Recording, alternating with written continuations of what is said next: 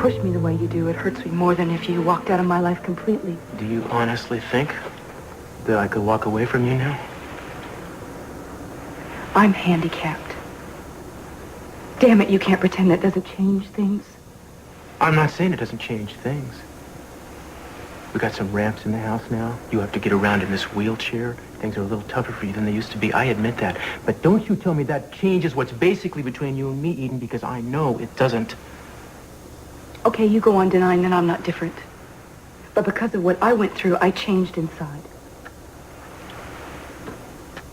Self-pity does not become you. Self-sacrifice does not become you. I am not sacrificing anything. You don't think you are.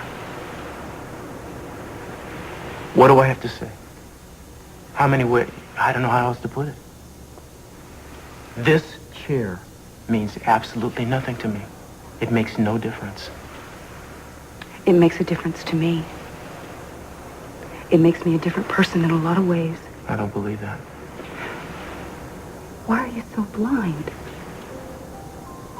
It's like when people go off to college or some guy goes off to war and leaves a girlfriend behind, promising to come back to them. They write a few letters, make a few phone calls, but while they're there, the experience changes their life. And then maybe they come back and they marry that person and they pretend that nothing's changed, that everything's the same. But they know deep inside that the person that they were doesn't exist anymore, and they realize the relationship's not going to work. And then they both realize that the relationship is either going to do one thing. It's going to either end up in divorce, or it's going to be so filled with resentment and bitterness. It'll replace love. That could never happen between you and me, and you know it. I'm telling you, I've changed. You are so set on making us what we were that you won't stop and recognize that. No, I will not. Don't ask me to recognize that because I'm not going to be able to.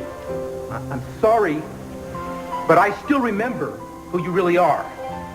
And I know that sooner or later, I don't know what it's going to take, but the real you is going to come to her senses. I remember it all. When I was up in those mountains, all I thought about was a special time. All I thought about was coming back to you. And how everything was going to be perfect. And then I came back here, and it was like a blinding light had been turned on, and I couldn't live in that fantasy anymore. Our love was perfect.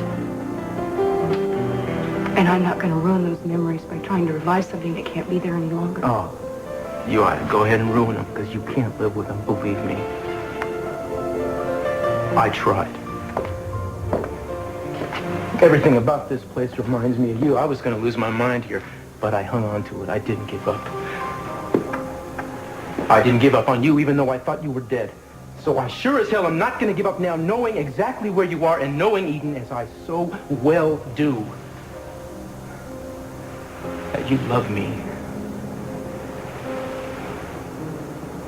Those special times were with a different person.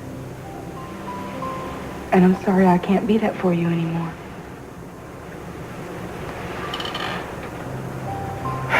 Yeah. Well, I'm sorry, too. Because the woman I remember was not a quitter. And I'll be damned if I'm going to let her turn into one now.